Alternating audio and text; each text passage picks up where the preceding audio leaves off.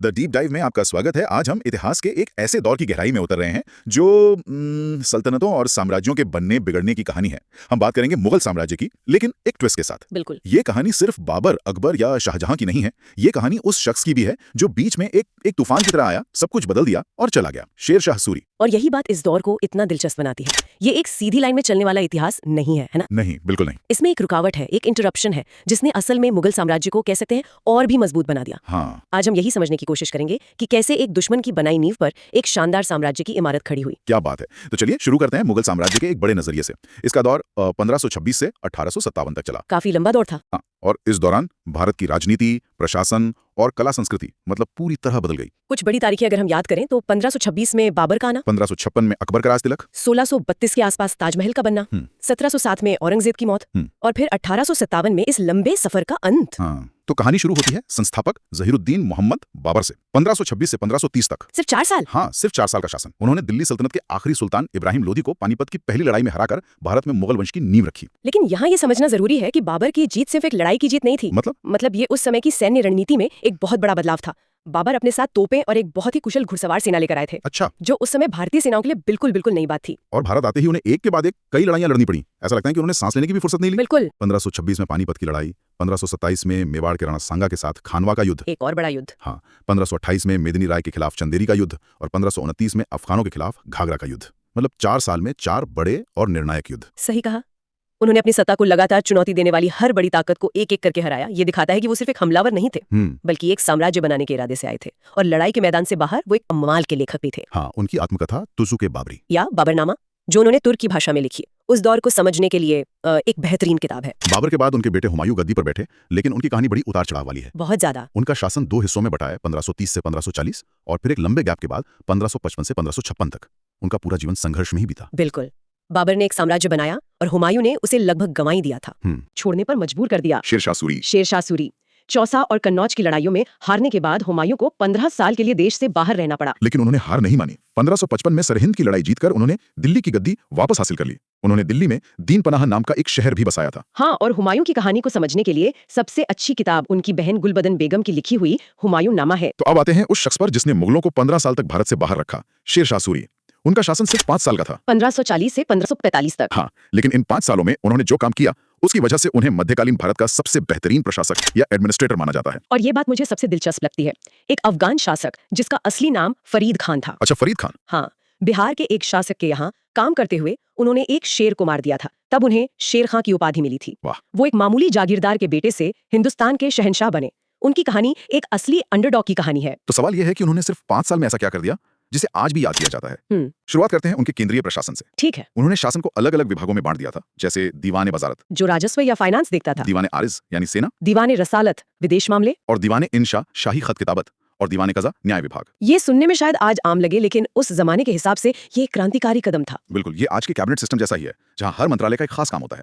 500 साल पहले इस तरह की संगठित व्यवस्था बनाना अपने आप में एक बहुत बड़ी बात थी। इसने शासन को व्यक्ति आधारित से व्यवस्था आधारित बना दिया। सही कहा। मतलब राजा कोई भी हो, सिस्टम चलता रहे। और उनके 3 बड़े सीधे साधे नियम थे। सारी ताकत सुल्तान के हाथ में, भ्रष्टाचार के लिए 0 टॉलरेंस, जो बहुत जरूरी था, और सिस्टम को चलाने के लिए कड़ा अनुशासन। अब बात करते हैं उनके सबसे बड़े सुधार की, राजस्व और कृषि। उन्होंने गले शेरशाही नाम से जमीन मापने का एक स्टैंडर्ड पैमाना बनाया। और यहीं पर उन्होंने किसानों के लिए एक बहुत बड़ा काम किया। उन्होंने पट्टा और कबूलियत की व्यवस्था शुरू की। ये क्या था, इसे थोड़ा समझाइए। इसे आज के प्रॉपर्टी अग्रीमेंट की तरह समझिए। पट्टा सरकार की तरफ से दिया गया एक टाइटल डीड था, जिसमें लिखा होता था कि ये जमीन आपकी है और आपको इस पर कितना टैक्स देना है। अच्छा। और कबूलियत किसान का साइन किया हुआ अग्रीमेंट था कि हाँ, मैं ये टैक्स चुकाऊंगा। वाह, मतलब इसने पहली बार किसानों को अपनी जमीन पर कानूनी हक दिया और सरकार और किसान के बीच के रिश्ते को पारदर्शी बनाया। बिल्कुल। इससे बिचौलिए खत्म हो गए और किसानों को ये भरोसा मिला कि उनसे तय से ज्यादा टैक्स नहीं वसूला जाएगा। इसी ने आगे चलकर रैयतवाड़ी सिस्टम की नींव रखी। उनके आर्थिक सुधारों की एक और मिसाल है मुद्रा यानी करेंसी। हाँ, ये भी बहुत महत्वपूर्ण है। शेरशाह को आधुनिक रुपए का जनक कहा जाता है। उन्होंने 178 ग्रेन का चांदी का सिक्का चलाया, जिसे रुपया नाम दिया। और वो इतना स्टैंडर्ड और शुद्ध था कि यही आगे चलकर ब्रिटिश और आज के भारतीय रुपए का आधार बना। ये तो कमाल की बात है। और ये बात मुझे हैरान करती है, शेरशाह ने जो रुपया चलाया वो किसी ना किसी रूप में आज तक हमारे सिस्टम का हिस्सा है। सही बात है। 500 साल बाद भी हम उसी विरासत को अपनी जेब में लेकर घूम रहे हैं। ये उनके सुधारों के टिकाऊपन का सबसे बड़ा सबूत है। अब आते हैं इंफ्रास्ट्रक्चर पर।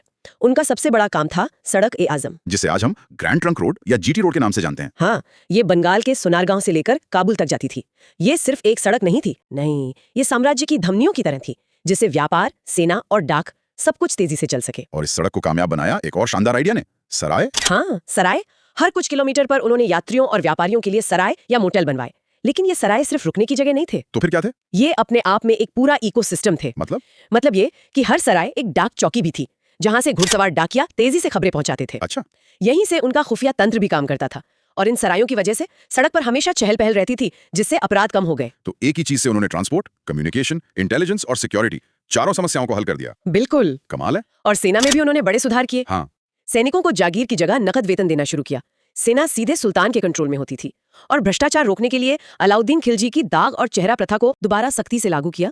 दाग यानी घोड़ों पर निशान लगाना, और चेहरा मतलब सैनिकों का पूरा रिकॉर्ड रखना। उनकी न्याय व्यवस्था के बारे में तो कहानियां मशहूर हैं। हाँ, कहा जाता है कि न्याय के लिए शेरशाह अपने बेटे को भी सजा दे सकता था। और सुरक्षा का आलम यह था कि कोई बूढ़ी औरत भी सोने से भरी टोकरी सिर पर रखकर रात में सफर कर सकती थी। उसे किसी चोर डाकू का डर नहीं था। ये दिखाता है कि उन्होंने कानून का राज स्थापित कर दिया था। उनकी कला और धार्मिक नीति के बारे में क्या कहेंगे? स्थापत्य कला का सबसे बेहतरीन नमूना बिहार के सासाराम में उनका अपना मकबरा है। हाँ, मैंने तस्वीरें देखी हैं, बहुत खूबसूरत है। एक झील के बीच बना ये अष्टकोणीय मकबरा भारतीय और इस्लामी वास्तुकला का शानदार मेल है।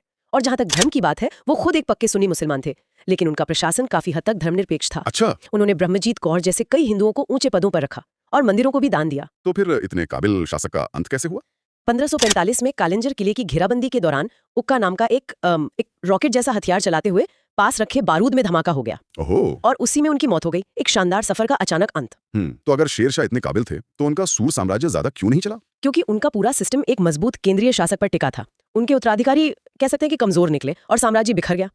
शेरशाह की मौत के बाद जो राजनीतिक खालीपन पैदा हुआ, उसी का फायदा उठाकर हुमायूं ने 1555 में दिल्ली पर फिर से कब्जा कर लिया। और यहीं से असली कहानी शुरू होती है हुमायूं के बेटे अकबर की। बिल्कुल, जिसने न सिर्फ मुगल साम्राज्य को दोबारा स्थापित किया, बल्कि शेरशाह की ही प्रशासनिक विरासत पर एक शानदार इमारत खड़ी की। और इसीलिए शेरशाह को अकबर का अग्रदूत या फोररनर ऑफ अकबर कहा जाता है। और ये अपने आप में एक बहुत बड़ी बात है ना? हाँ, सोचिए, एक दुश्मन की बनाई व्यवस्था को अपना लेना। अकबर ने ये नहीं देखा कि इस सिस्टम किसने बनाया, बल्कि ये देखा कि कितना कारगर है। ये दिखाता है कि एक अच्छा आइडिया किसी भी दुश्मनी या विचारधारा से बड़ा होता है। शेरशाह की असली जीत यही की कि उनकी नीतियां उनके साम्राज्य के खत्म होने के बाद भी जिंदा रहीं। तो अब आते हैं अकबर पर, जिनका दौर 1556 से 1605 तक रहा। इसे मुगल साम्राज्य के सुनहरे दौर की शुरुआत माना जाता है। हाँ, स्वर्ण युग का आरंभ। उन्होंने मनसबदारी प्रथा शुरू की। ये क्या थी? ये सेना और प्रशासन को एक साथ कंट्रोल करने का एक बहुत ही चालाक तरीका था। हर बड़े अधिकारी को एक मनसब दी यानी रैंक दी जाती थी। अच्छा। इसमें 2 हिस्से होते थे, जात और सवार।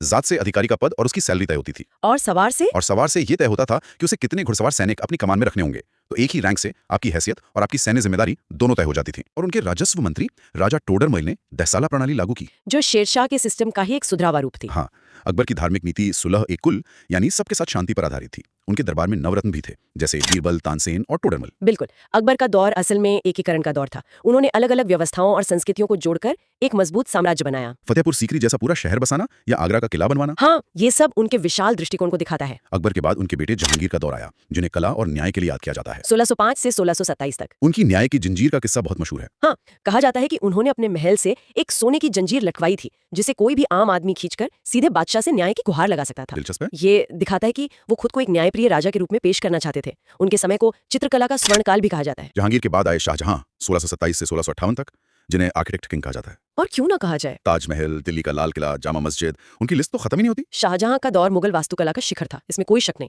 लेकिन इन शानदार इमारतों की एक बहुत बड़ी कीमत थी। शाहजहां के निर्माण कार्यों ने शाही खजाने पर भारी बोझ डाला। तो ये वास्तुकला का स्वर्ण युग था, लेकिन ये एक बहुत महंगा स्वर्ण युग था।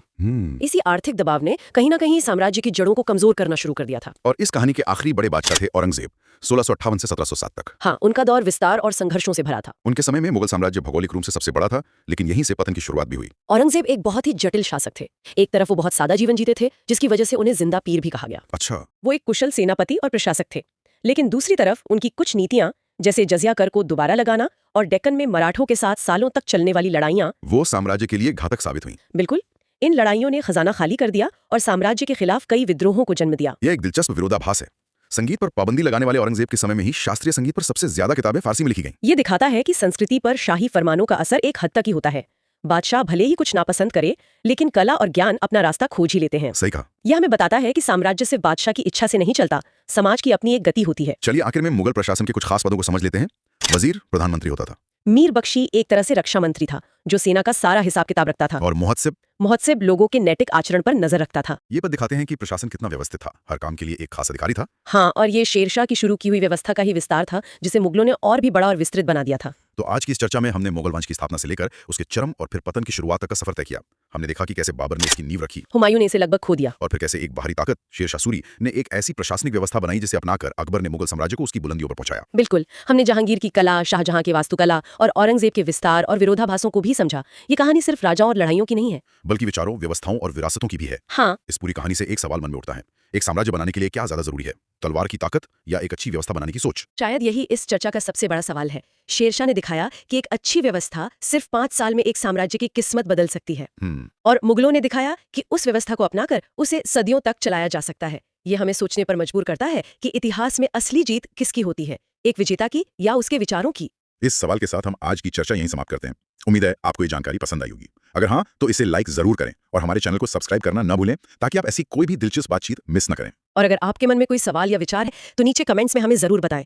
इस जानकारी को अपने उन दोस्तों के साथ भी शेयर करें जो इतिहास में दिलचस्पी रखते हैं या परीक्षाओं की तैयारी कर रहे हैं।